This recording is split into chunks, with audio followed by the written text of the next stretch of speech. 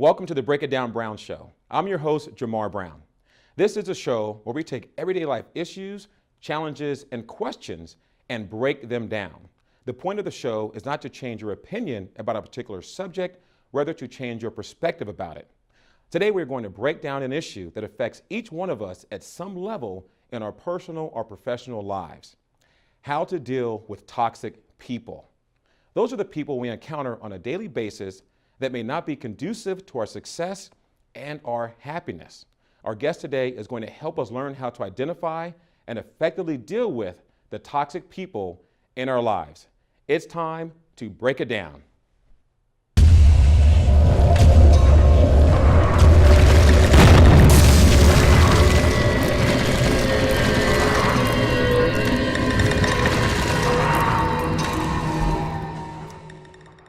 Welcome back to the Break It Down Brown Show. My guest today is Christy Parker. Christy is an author, lecturer, and ethics coach. She is the founder of Emotional Ethics, which is a company that focuses on positive change management. In addition, Christy has a Master of Science degree in organizational leadership and 2 other degrees in behavioral studies and English literature. Christy, welcome to the show. Hello. I've really been looking forward to having you on the show because you're going to talk about a subject that we all deal with in our personal lives and our professional lives, which is how to deal with toxic people. And you've done a number of studies and research in terms of how to spot toxic people and how to deal with them. But I want to ask you first, what made you want to even study this idea or this topic of toxic people? Well, I grew up in a pretty safe environment, away from a lot of toxic people who were manipulative and abusive emotionally. And then I kind of moved into this area where there seemed to be a higher frequency of them. And I had to work with them, and I didn't quite know what was going on. Okay. I felt like I was being manipulated. I felt like I couldn't really be myself. I couldn't speak up anymore. Before I felt like I could speak up in group settings, and all of a sudden I couldn't. I felt depressed. I felt like there was something I couldn't really pinpoint either. I couldn't really figure out what was going on, and I wanted to research it. So I went into psychology, but really into behavioral studies to try and figure out what I was seeing in front of me, the tactics that people were pulling, or twisting my words or whatever that I was not aware of because I didn't grow up in that setting. I didn't really understand what was happening, and I wanted to find out why. Let me ask you this. What was the first moment or incident or situation that really sort of made you take pause and go, this is different? It was a really negative feeling that I really felt inside, but everybody else was, following this person that was very charismatic and domineering, really, would do a good job and get things done, but how were they getting that done was the question. And everybody was doing what this person wanted, but behind the scenes, I was getting feedback from people that was negative, how they felt around this person, how they, some people would stop working with the person because they couldn't handle the abuse and the aggressive behavior. Wow. Well, let's start from a 30,000-foot perspective, and we're going to break it down. In the first half of the show, we're going to work through your process, basically in terms of how do you spot toxic people and how do you deal with them. On the second half of the show, I want to address all of our people out there that are in business or business owners or professionals and companies that are dealing with different personalities that may be just difficult to deal with or maybe toxic, and I want you to break down the difference for us. Okay. But going back to your background and your study of toxic people, starting with this one individual that first gave you pause, in your research, what were some of the things that you learned initially about toxic people?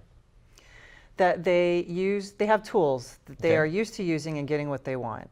And they will place themselves in environments that give them that. They will surround themselves with people who give them what they want for being a bully or abusive. Okay. And in terms of sort of taking that one step further, I understand based on the lectures that you do, which are really good, that there are 15, I know there's probably more, but I know that I heard the number 15 different types of toxic people. I know we don't have time to go through all 15 of them, but give us maybe the top 3 or top 5 that we can identify. The top one that people miss is that charismatic person who comes in and charms everybody and tells jokes and really is the center of attention. And they're really funny and charming, and they're, but when you start trying to work in a group with them, they start shutting down the communication. They start shutting down other people's ideas. Okay. They'll make fun of people.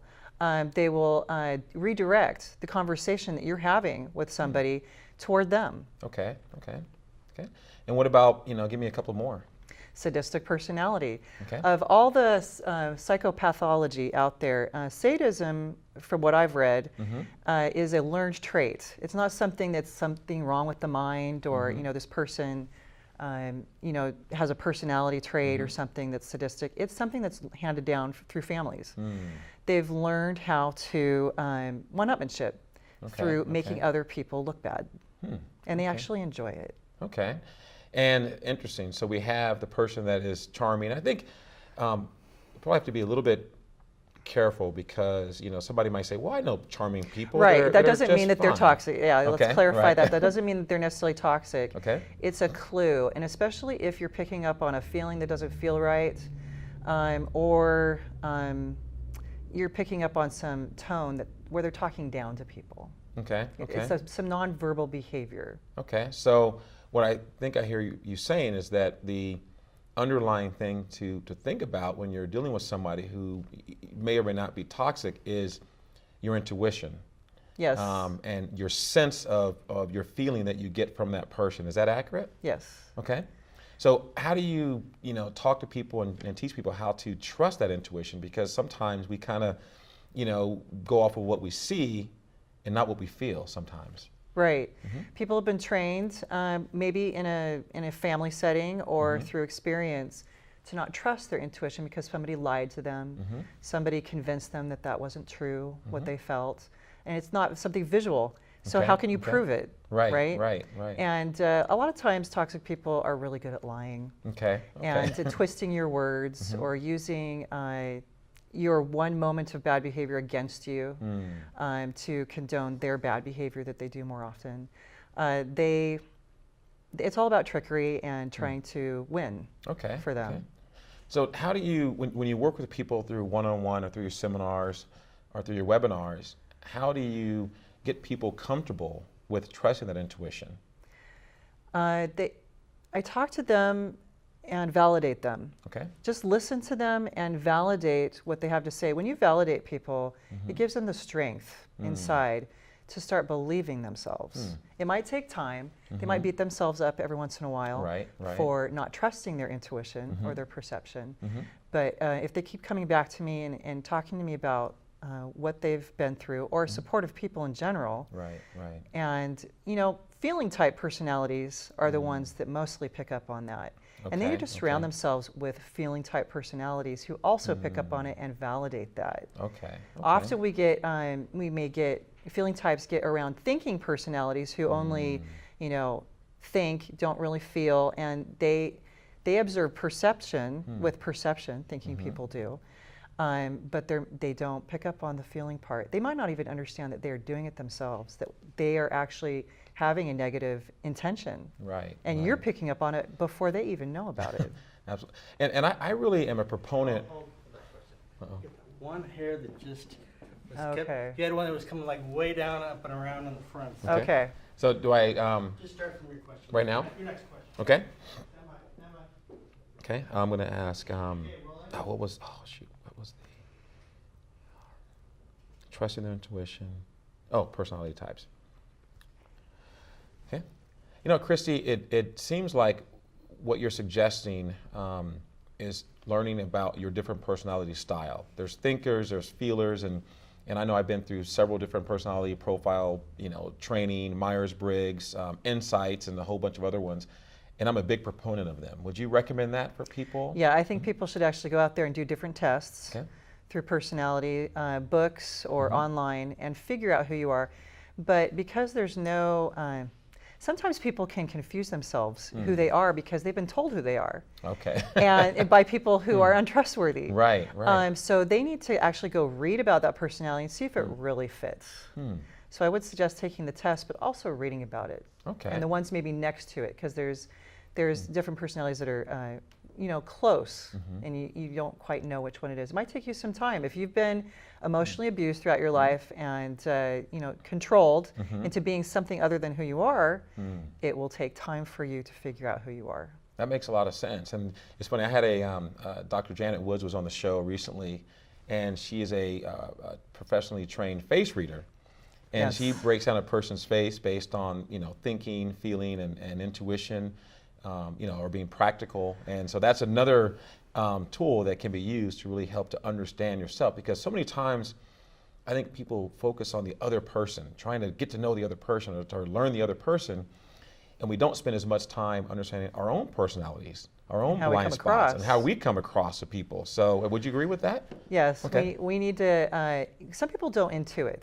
They don't really introspect about themselves and think about, well, what was it that I did that maybe set them off? Or Right, what was it right, that I right. did that made that happen? Some people are only thinking about what the other person did. Interesting. And I always tell people, whenever there's an issue, the first thing to do is to look in the mirror, to see, what have I done to contribute to this situation? And it's not always, That's not always the case. not always the case, but it's important at least to have that Yes. introspection sometimes.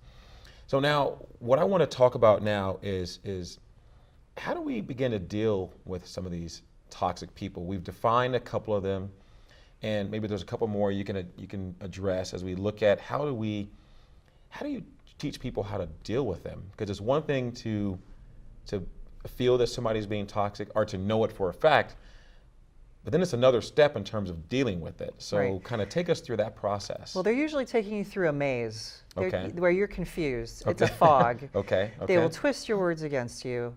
They will use your one moment of being imperfect to condone their, you're being a hypocrite, you do it too, where, basically they're trying to say that it's okay, that what they're doing 90% of the time is Right. okay, Okay. because Okay. of your one time. So you kind of like back off and think, okay, maybe I shouldn't be asking them to do that. No, you need to make it very clear to them that you also are going to try not to do that Right. at Right. all. Okay. You also want to be able to get them to stop talking down to you. Okay. Okay. You need to spot that when somebody's talking down to you, and the tone that they're using, Okay. and okay. address that instead Okay. of the argument. Stop trying to win or defend yourself, and just address the way they're treating you. Okay. Yeah, I shared the story with you when I was in college, and I had I was student body president, and you get an ego sometimes in life, and I went to college because I wanted a certain dorm room that was on a corner. And I thought because I was student body president, I should get this corner dorm room. And I walked into the dean's office huffing and puffing and upset because I got a letter saying I didn't get the room I wanted. And I walked in there ready for a fight. And I'm arguing and I'm debating. And the whole time he's just sitting there listening, smiling. And he goes, Jamar, how are you doing today? And I'm like, I'm doing terrible. And he said, oh, really? Well, tell me why. And just was that calm. And after a while, I calmed down, and we had an incredible discussion, and I ended up getting a different room, and I was happy about it. But to your point, sometimes it's taking You were using the tools that had worked for you before in right, some way. Right, exactly. Right? So he's trying to teach you a different way. Exactly. This is what you're doing. So he actually, what I kind of joke around during my lecture, and to get people to understand how you want to come across. You don't want to come, I'll give this, I kind of talk about Star Wars and how you don't want to act like Princess Leia, who can be kind of snotty. Right. And then you've got Luke who can whine and complain. And then you've got Han Solo who can be kind of a jerk. Right, You want to be like Obi-Wan, Okay. calm and centered, and just kind of calmly bring people to a calm place to discuss what's going on. And that's what you want to do. And that's what he did with you. Absolutely. He was Absolutely. Obi-Wan. Yeah, he was Obi-Wan. And who was I? I was probably Princess Leia at that point. So we're about to go to break, but before we go to break, I want to spend a couple minutes and talk about the effects of toxic people. Okay. Because I think they might be more significant and severe than people really think about. And I read a lot of your background in terms of health effects and mental effects and things like that can be associated with dealing with people that are toxic, that people may not make the association. So talk to us about the effects that toxic people have on a person. Well, they actually stimulate negative hormones in your body. I'm sorry, I just forgot the word. They're hormones that come into your body and they start breaking it down and start causing illness. Okay. And that means that if you're sick with cancer or you're sick with some type of immune problem, you're going to be sicker and you're not going to heal if you're around a consistently toxic environment or toxic person. Research has shown that you can actually pass away from the debilitating hormones that can start breaking down your body and cause you to not have an immune system. Interesting. And it seems like a big part of that is stress. Yes. And how stress affects, back pain can be linked to stress, and headaches and other sort of conditions that make you not quite right. Would you include that as part of your? Yeah, an inability to heal and to calm down. You might be ruminating on the toxic behavior, which, so even when they're out of the room, they're still there. They're in your head. They're in your heart. You're constantly ruminating over what happened and maybe even just trying to figure it out. But I actually tell people to do that for a little bit every day, but don't let it consume you. Go get distracted by other things when you're trying to figure out what to do with a toxic person so that you're healing. Right, excellent. So on that note, now that we've addressed the significance of the effect that toxic people have on a person's psyche and mental ability and even physical health, we're going to take a break and we're going to come back and have you say, you can't say everything because people need to watch your webinar, but I'm going to get as much as I can. Hopefully that's not a toxic personality, but I'm going to get as much as I can while we have time on the set today, to learn as much as we can and to help our audience really understand that the effects of dealing with a toxic person are significant. And we need to understand how to address that, and Christy Parker is going to help us do that. And we're also going to really dive into the effects of toxic people in terms of business for managers and in an interprofessional world. So if you're a professional, business owner, manager, employee, you definitely want to stay tuned when we come back after the break, and we're going to hear a word from our sponsor. Thank you very much. For over 20 years, All-Star Collision has been providing quality work and customer service with honesty and integrity. So when you're in an auto accident and need quality repairs done as quickly as possible, go to All-Star Collision, the kings of wreck and roll. Welcome back to the Break It Down Brown Show. We're having a great discussion with Christy Parker, who is the creator of a great new webinar entitled How to Spot and Deal with Toxic People. And we're talking about how to do that right now on the show. So Christy, welcome back. Before the break, we were talking about the effects that toxic people have on others in terms of their mental stability, their physical health and well-being, just their general sense of how they feel about themselves. And that was really good. Now I want to address how toxic people affect the business world. You're a business owner. I'm a business owner. I spent a number of years in corporate America, so I've seen everything, the good, the bad, and the ugly. And so I'm sure I can relate to some of the things you're going to talk about. So let's talk about toxic people in a professional environment. How do you spot them, and what are the signs of whether or not somebody is toxic? One-upmanship. Okay. If somebody has a desire to make you look bad in order to make them look good, that's a toxic person. Okay. And I know that you work a lot with managers. So let's look at managers and a sales team. And there's different personalities. There's different styles of management as well as of working. So if you were working with a manager, how would you address the issue of identifying toxicity within the organization? So I've been in groups and I've watched toxic behavior take over a group. Okay. And I've also watched as somebody becomes very aware of what's going on after several meetings of not catching on. Okay. And then you kind of see, the look in their eye, like, okay, wait a minute, something's going on here. And I've had them reach out to me because they know that I, know about behavior. Right. And they're like, okay, so what was that all about?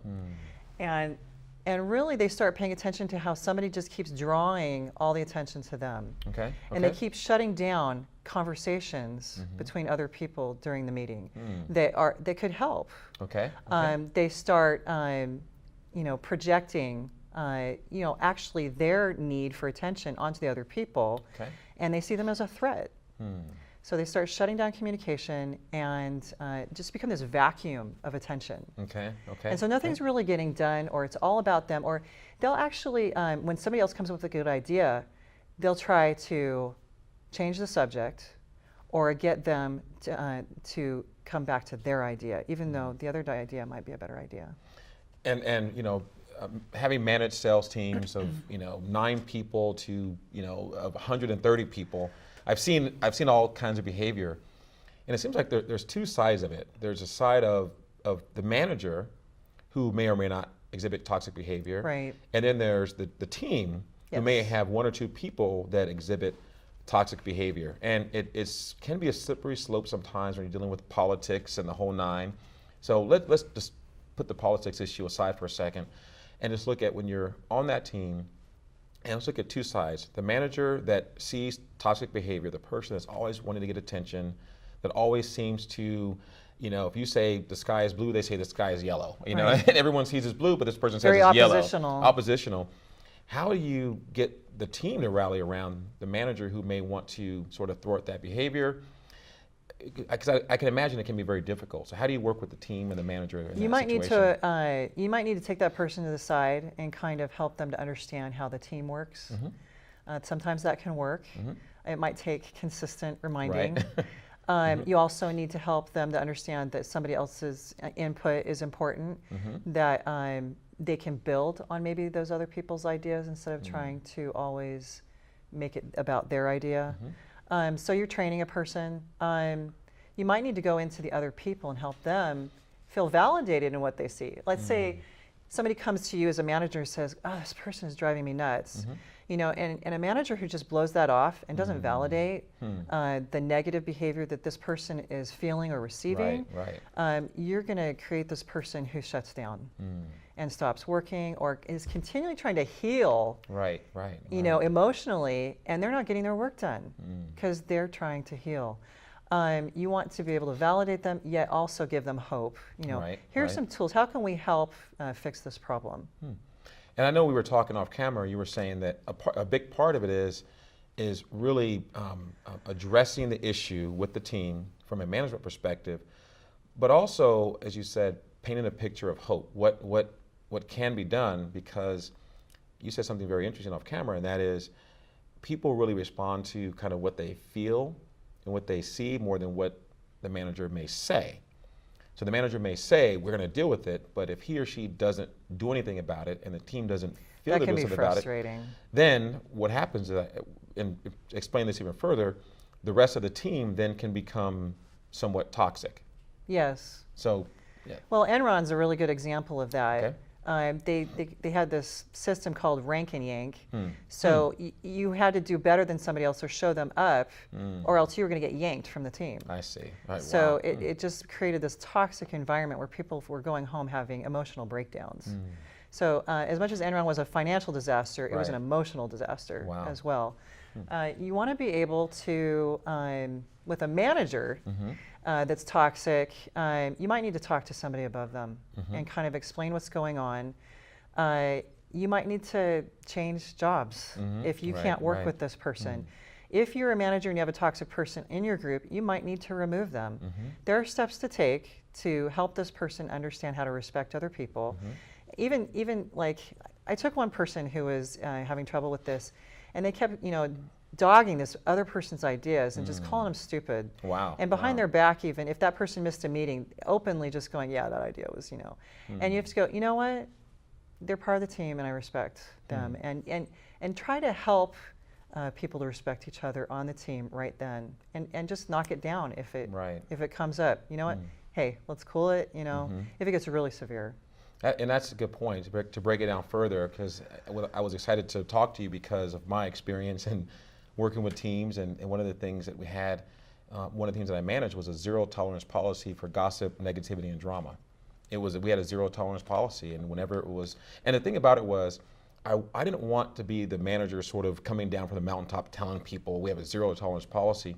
I wanted to build a team who it was in their psyche to have a zero tolerance policy, because it went from maybe having 1 or 2 people that were the outliers, but became the norm because they had such an effect on everybody else. Everyone else sort of wilted in front of them.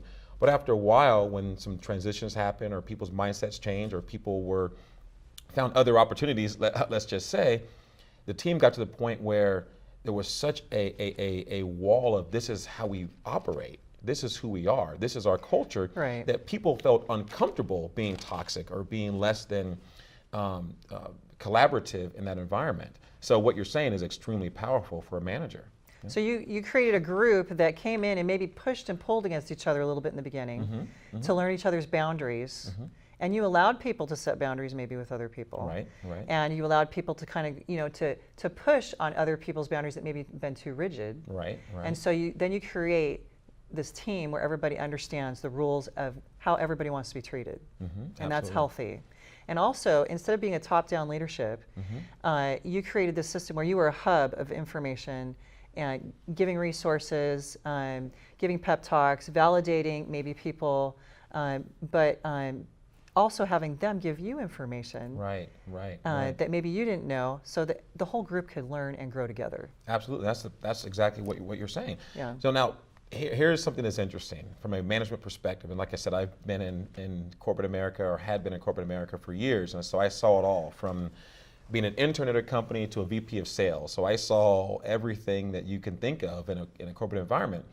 But one of the things that you mentioned to me that I really want you to break down today is the manager, because oftentimes, managers are the perception is we need to be strong leaders and we need to be cutthroat and drivers and sort of non-emotional. And I think what you're saying is, well, maybe a manager should look at that differently because they may be missing the boat. But how do you get somebody comfortable even to be receptive to that that discussion? You mean the manager? The manager, yes. To be receptive to being not perfect? Yes. Yes. There you go. Right, right. They need to come to their group and tell them, I don't know everything, and you're a specialist in your field or a specialist in your area, and you're going to learn things that I don't know. I need you to bring that back to the group. And I need you to teach us and inform us of what you know. And I also need you to be open to learn from everybody else in this group and from me. So you're helping them to understand that it's a team. Even you are part of the team. So now the fear is, and I'm sort of putting myself in the position of a manager, the fear is, well, if I let people know that I'm vulnerable, that I'm not perfect, somebody might take advantage of that. I think that's a misconception. If you have somebody who takes advantage of it, you need to remove them from the team. They're a toxic person, right? Yes. There you Okay. You need to Right. warn them. You need in private. Just you know what? We're a team. We need to work together. Actually, you want to ask them questions. Why do you think that other people on the team would want to work with you for treating them that way? Interesting. And tell them it's not just about these wins. You're trying to win. It's about long term. This organization needs to work long term, even after we're gone. Right. And right. so we want to create this team that works together, even when we're gone. Right. Exactly. Now, let's talk about your company for a second, because I looked at your motto and your mission statement, emotional ethics as a company. And one of the models I read was, don't let toxic people hijack your emotions, business, or life. Learn to discern so you aren't easily fooled or manipulated. Why that company name, and why is that the motto? Because a lot of people don't think they have the right to judge. They've been told they don't have the right to discern, especially people-pleasing personalities. Okay. Don't judge. And I'm not actually asking people to judge, to condemn this person. Right. And I want you to be able to discern their negative behavior, so that you're not letting it not let you be yourself. Got it. You need to be able to be allowed to be yourself and allow other people to be themselves, as long as it doesn't encroach so much that it's taking people's free will away. I think what you just said is so valuable, and I just feel there's someone out there that heard that needed to hear that, and that is to be comfortable with yourself. Because when we're in business, oftentimes we're sort of taught to present a certain way, or to say certain things, or to laugh at certain jokes. And sometimes it's uncomfortable being comfortable with yourself. But it's so important, because that's the essence of who you are. And so from a business standpoint, give us a couple of tips to help somebody be comfortable with who they are. Okay, let's say you made a mistake in a meeting or whatever, and somebody mocks you or makes fun of you or belittles you in some way. You have to actually within yourself realize that they're the ones that look bad. You have to twist that around. I'm not the one who looks bad. This person looks bad for making me look bad and not being patient with me. Wow, okay. So as we're going to wrap up in a little bit, but I do want to dive into your webinar, How to Spot and Deal with Toxic People. What made you want to put together the webinar, and if somebody watches it or listens to it, what are they going to learn from it? They're going to learn, first of all, what toxic behavior looks like. They might have missed certain cues, and so I give people those cues. Okay. And then I tell people how to deal with it without arguing or trying to defend themselves, addressing the tone or maybe the way people are treating them. I then also help them to understand how to be patient with themselves as they incorporate new behavior. And also maybe be patient with the other person that they're trying to ask to be a better person. It's change management takes time. It takes about 3 months to just change one habit. Really, 3 months? Yes. So to make it really stick. Wow. Can I get some tidbits about the process, or is that part of the webinar? It is part of the webinar. I wish I could give it all. I really do. I want people to understand. Right. Okay. But hopefully they understand that I can give that to them. Right. If they watch the webinar, which makes perfect sense. Yes. So we're about to close. Do you have any final thoughts for our audience about how to spot and deal with toxic people, how to be comfortable with themselves, how to address certain people, or anything that you feel would be a key takeaway for our audience? I want people to not only be okay with who they are, I want them to be able to see the difference in others and appreciate those differences and work as a team with other people and stop the one-upmanship. Stop trying to make other people less than you so that you can be number one. Interesting. Well, I think what I want to close with is, I remember I was speaking to one of my mentors about getting promoted, you know, and I said, how do you get promoted? Because I was an ambitious young man, I guess you could say. And he sat down and he said, Jamar, there's 2 ways to get promoted. I said, really? And I leaned in because I was very curious. He said, you can either claw your way to the top, or you can be pulled or pushed to the top. And then he explained is that based on how you treat people, how you deal with people. And to me, that is coming back full circle based on our conversation about how to deal with toxic people, how to do well and understanding how to work with other people so that, you know, you don't have to scratch and claw your way and have the one-upmanship. Right. You might be winning the battle but losing the war. And what's the Right. war? It's that long-term relationship with people where they trust you, that you're not going to humiliate them or make other people look bad or be a problem or difficult to work with later on down the road. Right, absolutely. Christy, I want to thank you very much. This was a phenomenal discussion, and I learned a lot personally, and I know our viewers really got a lot out of our discussion, and because we're all dealing with toxic people, and I think we've either helped people understand how to, you know, some tools in terms of how to deal with toxic people that we know are toxic, and then some tools in terms of how to discern toxic behavior. And I know that to get the full program, they need to watch your webinar, which I will give them your contact information. But thank you very much. I really appreciate your time. Thank you. Thank you. All right. If you would like to book Christy Parker to speak at your next event, please call 951-206-8824 or email cparker@emotionalethics.com. Also, to view Christy's webinar on how to deal with toxic people, please visit emotionalethics.com. And finally, if you would like to be a sponsor of the Break It Down Brown Show, watch more Break It Down Brown shows, or even to suggest topics for me to break down, please visit jamarbrown.com or call 949-371-9077. And to learn more about having me as a keynote speaker, personal coach, or business consultant for your organization, please visit jamarbrown.com or call 949-371-9077. Thank you for watching the Break It Down Brown Show.